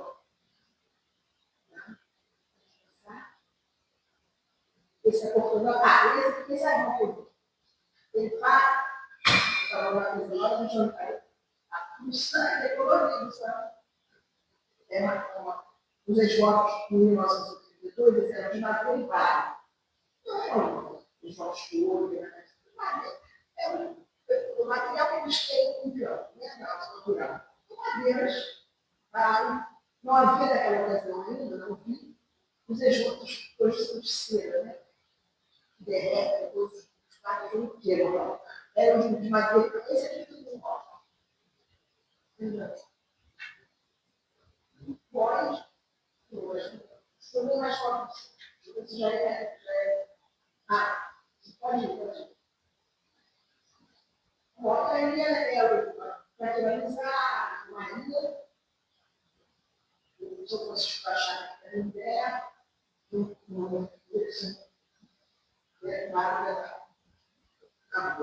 o interessante é que eles não ficam logo compromisso com a igreja. Só na conferência de Coelho aí no México é que a igreja colocou essas responsabilidades. Não, a Maria é uma pedido. Até então, havia muitas dúvidas na igreja, aqui no Brasil, no caso, no mundo geral, na América Latina, se é aquilo que eles estavam vendo, aquelas mãos, Deus, assim, se aquilo é liturgia. Eles também, liturgia, de uma maneira geral, eles fazem a menor questão de falar com o padre. Eles vão caminhar na direção, são aqueles que são aços mundos. Aquelas vazias que tem lá, construída lá, ele ficou triangular, ele foi curado. Então, ele não fazer com seu povo ali mesmo, entendeu? São Francisco da Chácara, ele se vestiu de São Francisco e incorporou ali. Entendeu? Agora é a energia estudada. Olha, o lugar da energia, né, no caso. Ele sentiu que ali era o lugar. Entendeu? E ali, então, ele fez o político ser em português. Agora nós vamos. Aí, na grande festa, olha, essa grande festa é totalmente diferente, mas foi a maioria de governos curados, porque eu não vou dizer que todos curaram, mas eu entrevistei milhares. Desde que o governo foi uma maioria. Na sua maioria, são pessoas que não tiveram graças. Algumas também, eu consegui que chovesse. Então, quando eles conseguiram que o gado se desenvolvesse, ficasse curado das enfermidades, do outro sei lá, a 90% são colegas de promessas de cura. Pode passar. Bom, olha só, gente, olha isso. Esse é um menino com medo já vestido, São Francisco. E se deixa fotografar esse espaço, porque a fotografia é um elemento da cura. Tá? Uma das coisas que tem na Maria, está muito presente, é o fotógrafo Lambilana. Naquela ocasião, naquela ocasião, o Lambilana. Então, atrás, você chega no Lambilana, está São Francisco, ou então isso aqui. Você não vai imaginar. Tem tudo aqui atrás. Aí você para, deixa fotografar, aí você sai, quer dizer, no princípio, só que tem uma cura. E também a prova de que você foi aquele lugar, né, se reconheceu nele, e se você ficar bom, você volta do local. Bom, aí eu entrevistei essa moça. Eu perguntei a ela, por que você usa essa pedra? Por que essa pedra tem uma pedra na cabeça mesmo? De lá uma pedra. Mas eu conto essa história. A pedra tem um silício na região, ela tem mas não era assim, o governo jogou essa pedra na cabeça, porque é pagamento de promessa, né? E também porque eles acham que a pedra tem poder de cura. Eles passam a dia andando com essa pedra debaixo do sol, ela vai passar deixando a dor de cabeça, eu sei que não pode pedra na cabeça. Eu não vou assim. Eu no final já estava de pé da cabeça. Isso que eu estava com tudo. Pode passar. Mas essa prática de estações, né? Eles vão até a estação rezando para ver. Olha que beleza de comer. esse momento fechou, sabe assim? Então, o jornal, na cama, a história grande, jornalistas não. Isso você abriu para a imagem. Depois, olha, o céu maravilhoso, ele viu a câmera, a comidinha dele, a produção dele também, levou a comidinha, foi lá, pesou, pediu a cura, dizendo, esse não sei o que tem que ser com ele, eu tenho uma ideia, eu me dá uma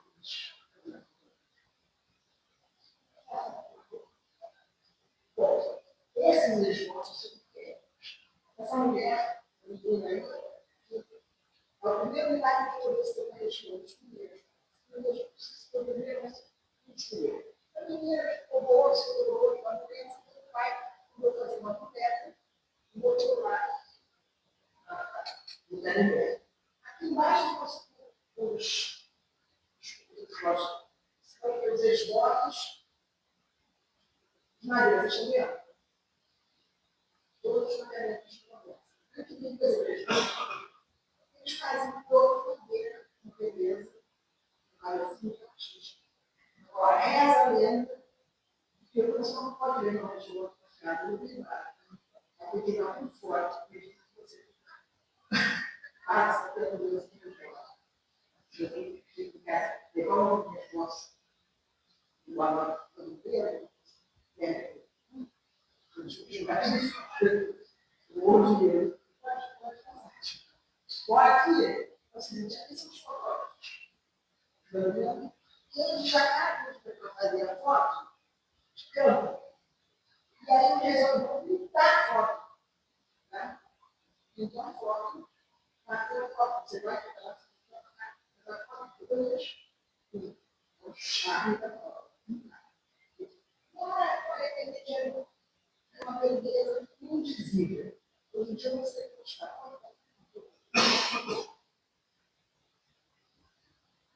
Olha que beleza.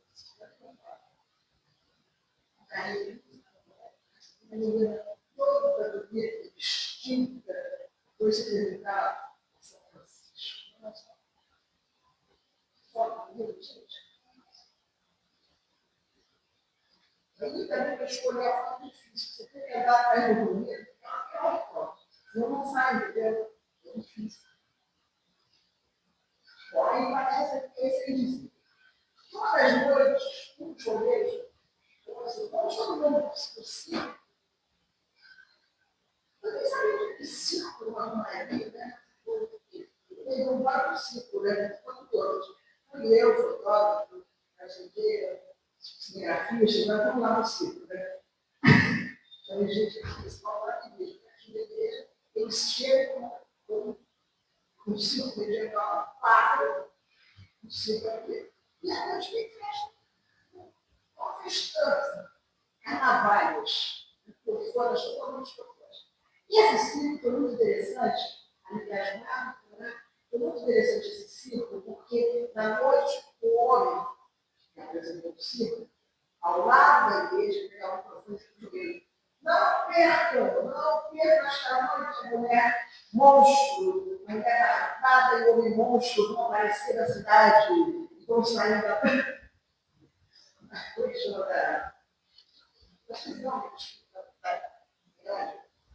Vão sair e vão aparecer na cidade. Esse aqui todo mundo veio dele e vai lá para o circo. Então foi para o circo, né? Eu cheguei no circo, eu estou lá no meio desse negócio, entrar, a mulher parece barrada. Jogo de luta, os jogueiros da chapéu, talhados. Gente, ó, não dá para dizer tudo. Então, aquelas mostrárias, vestidos de São Francisco, aquele chapéu, tudo no circo. Aí aparece a mulher monstro e o macaco monstro. Aí explicar. Aí sai todo mundo correndo, eu também, nem era o saco de nada, né? É o cão, todo mundo disse no momento, isso aqui é o cão. As nossas criadas têm quase coisas, mas todo mundo volta, todo mundo para a igreja para rezar, para pedir perdão, chutar perdão, se ele espiar. Gente, tudo acontece na Maria, foi cansado. Aí, terminar o trabalho, tudo é 10 para ser da Ceará, nós fizemos aqui muito bonito, né? E conseguimos com a igreja que a igreja doasse 300 esmolas para nós mandarmos para o deputado, esse trabalho de todo o governo. Porque era saber que sempre parece que não existe. Aí nós mandamos para as escolas familiares, mandamos para lá uma exposição de esgotos, e mandamos também para lá a exposição cultural. Depois isso voltou para o Rio de Janeiro e foi exposto a Central do Brasil. Aí na Central do Brasil tem uma coisa, que você tem na Central do Brasil, você tem o quê? Migrantes, movimento. Então a gente mentiu a eles, que falou a eles. Se sabia que o governo dela, o Paraná, assim, mesmo documento, extremo, né? Olha, mas tem um depoimento desses grandes, né? E ela trabalhar puxa de uma vida melhor, na verdade, uma outra maneira. É fantástico também. São histórias lindas. Todos eles conhecidos da mulher. Eu sou moça, eu sou todos conhecidos, né? Muito feliz. Esses são dois blocos. Agora vamos falar. Palavra diferente. Palavra a grupo de ordem, Pedro, da imensa, cada São Francisco, que às vezes enche tudo que às vezes você dá. Então, essa pedra é milagrosa. E foi a coisa mais perto, história é milagrosa. E no século XVIII, o português também, o outro era português também. Trabalhava com um pintor de parede, um artista.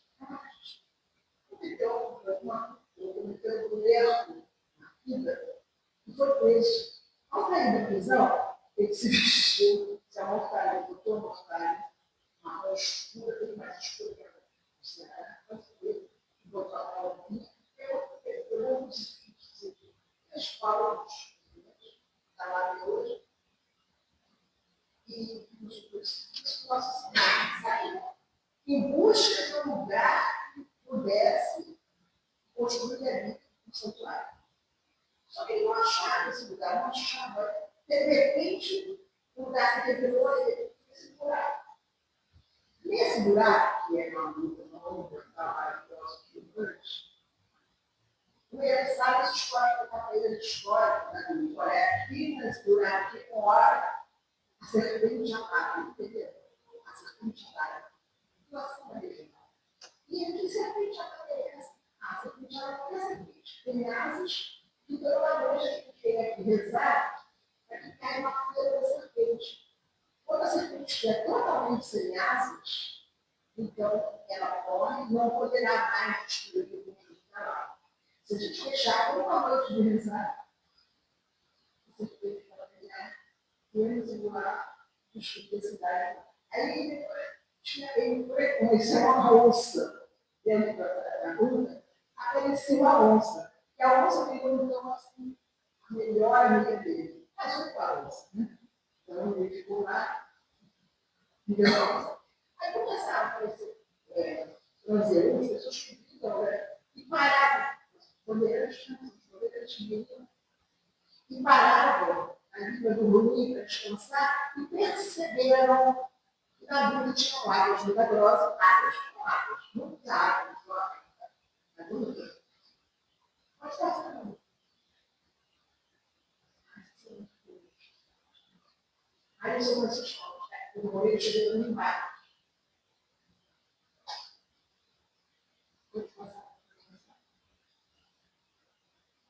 Então, ele primeiro olha, não sei como é que também.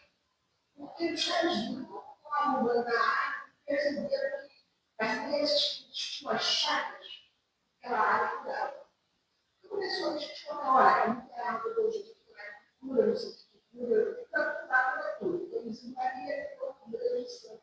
Nós, eleição de 18, e então eles não no ponto. Ó, essa aqui. A frente ali, E São Judas Tadeu, segurando o boitatá, a cobra, o boitatá de fogo. Essa memória é muito mais interessante. Tem coisas mitológicas. Não está dizendo ligada à cultura. Esses são os puxadores que eu chego lá, essa parte, pega a opção de jogador para não deixar a cobra matar. Como é lindo, não sei se você sabe. Foi esse livro da cobra também, cobra de fogo, as pessoas se veem para ele. Entendeu? Quando o jogador gostar, a cobra de fogo, vocês conseguem ver?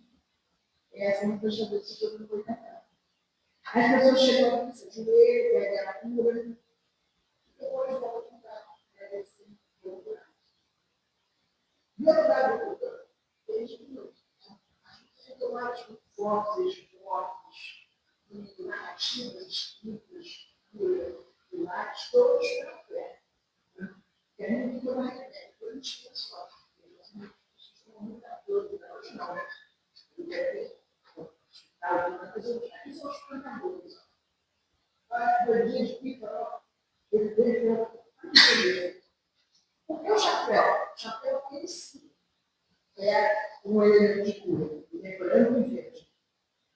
Eles botam o chapéu, eles acham que se tornar para eles vão se dar qualquer coisa. Nem que seja o algo, nem que seja o mal.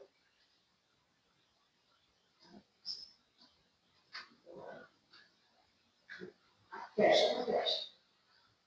E a parte de beleza do povo. Ela se vestiu. Imagina se vestir de foró. Caminhando busca a salvação.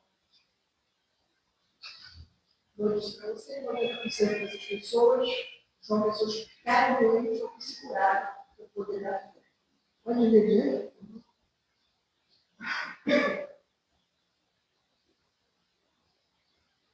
tem uma sala de confissões, para que beleza isso. A mãe dessa senhora que tinha, levou o filho para a doença, para pagar uma conversa, seguro depois.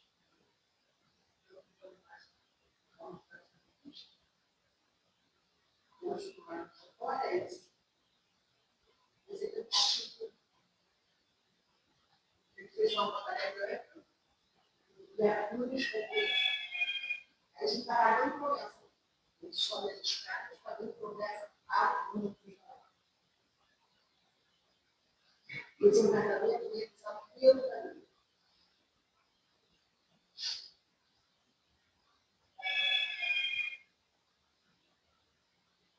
Olha, para finalizar, um dia no encerramento, para o dia de Cristo, faz uma grande igreja, faz uma igreja campal, aí as pessoas todo mundo vai agora com eles, toda uma igreja, uma luta. Mas a relação com a igreja, isso eu achei interessante. Eles verem a água na normalidade, tem muita água, depois de você buscando, muito preso. Mas aí, vai passando para tudo, e ele vai. Aliás, os que me culpam, a coisa mais necessária é coisa mais difícil. Sempre, mas o Manuel,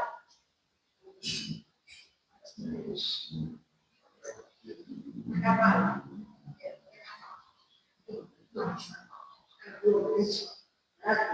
560 mil, agora eles têm justiça para os outros, Deus já não é pessoal, né? Vem, para o filho de seu judeu, a palavra dele, seu judeu também, não tem nada, né? Verdade. Então eles oferecem tudo. Vamos juntar lá, oferece as roupas para eles, oferece as armas, chapéu, roupas, eles têm vestidos que botam na frente da igreja e pedem, então, como diz lá, uma coisa para que eles tenham um lugar que chova, que as terras sejam férteis, que eles consigam os objetivos, né? Chegam depois deles, os lavradores, e essas cenas para nós emocionantes. Os lavradores veem o tutor, o seu magistrado, todos os instrumentos de trabalho, assim, chegam, as igrejas entregam tudo por si. E uma das coisas que eles entregam para o santo, eu achei uma realização de Deus. Vários abençoados. Então, é isso aí. Nós não conseguimos trabalhar com os filhos. Ele não pode trabalhar com os filhos. Contra a família, se fotografando, todo mundo. Ao invés de depois sentir,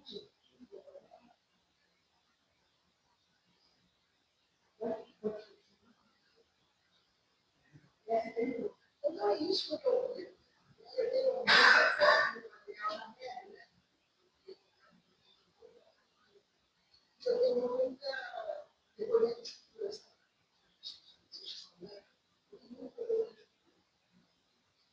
E a cura, mas como é que eu tenho uma fatura aqui, eu curo, só posso achar que eu tenho mais tem que falar mais pelo fé.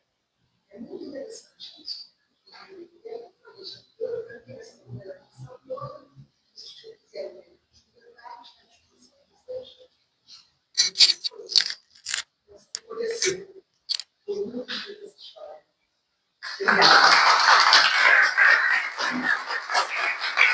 Esqueci, a Bahia teve muita incorporação, viu? As margens do São Francisco, todo mundo vai chegar, incorporar o seu lado,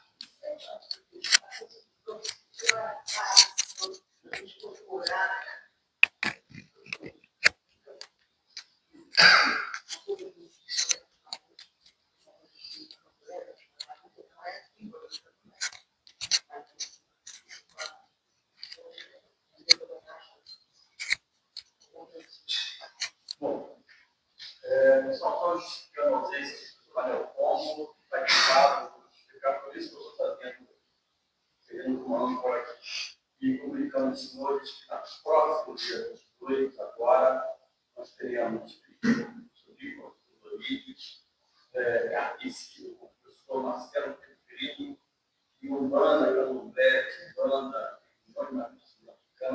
o jornalista Márcio Pereira, que lembra, se por acaso, o jornalista Márcio Pereira não puder, por alguma razão, comparecer, eu irei substituí-lo, ou falando sobre pesquisa da última pesquisa, ou estou falando do Guilherme Rio Márcio, também do Espírito do Brasil.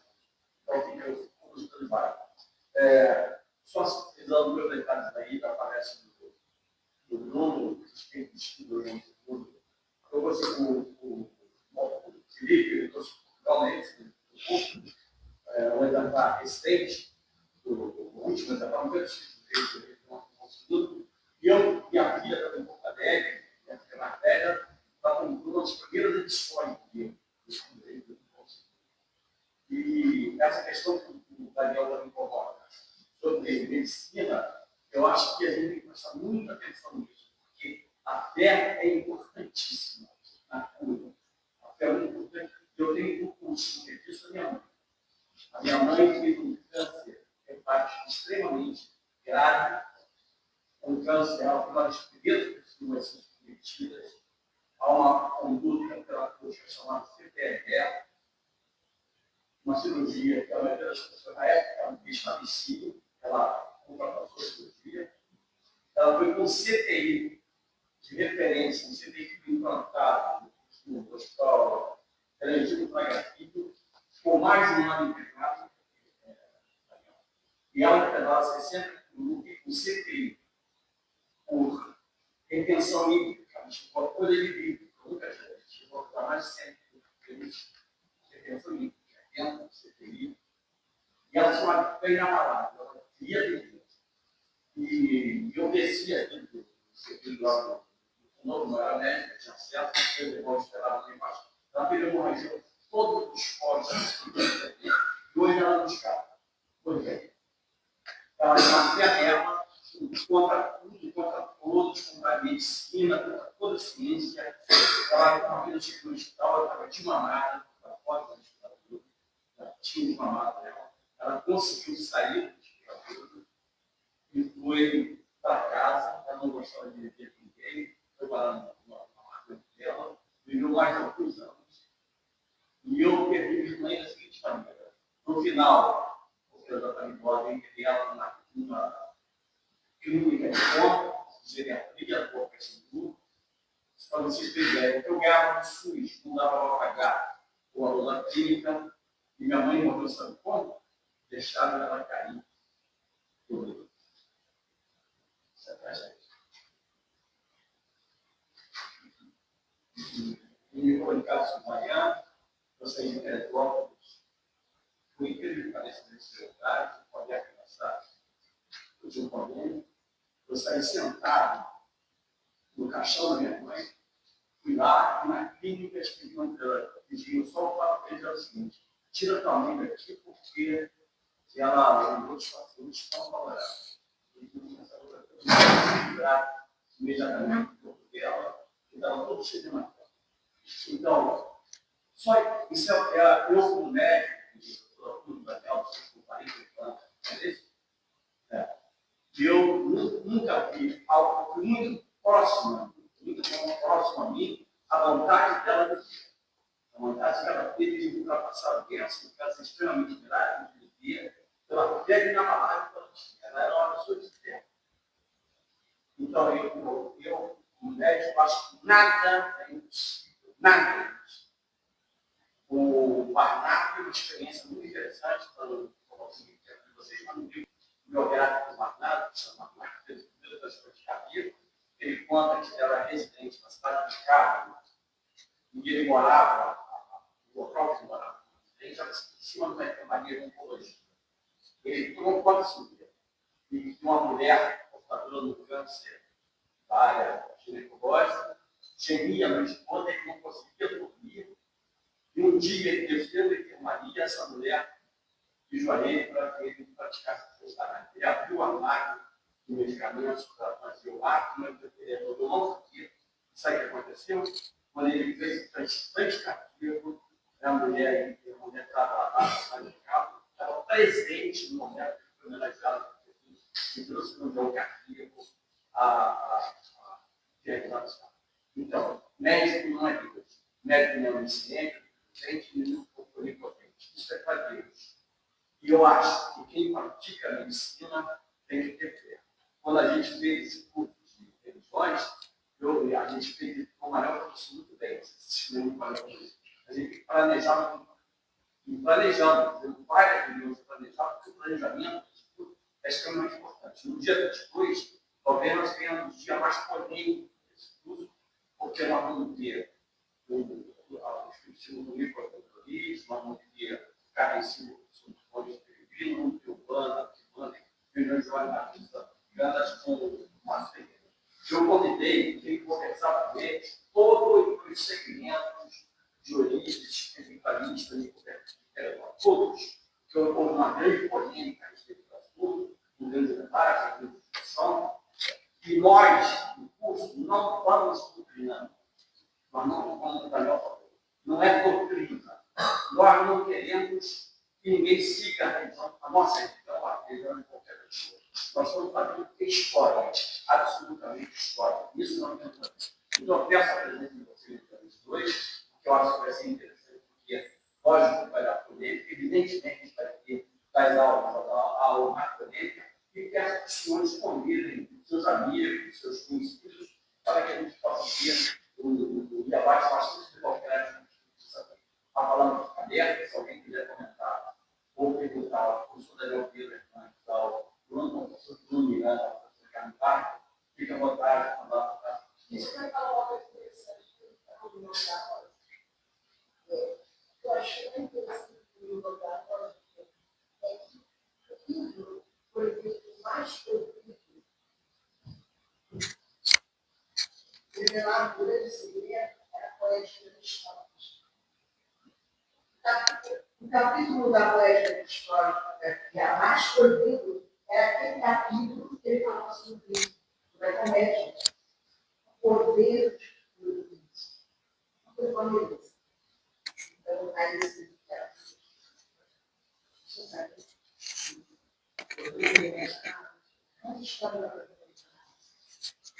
Alguém quer um comentário? Antes de sair, vou fazer alguém mais vai comentar? Muito obrigado, boa noite. Não deixe de pedir a tá?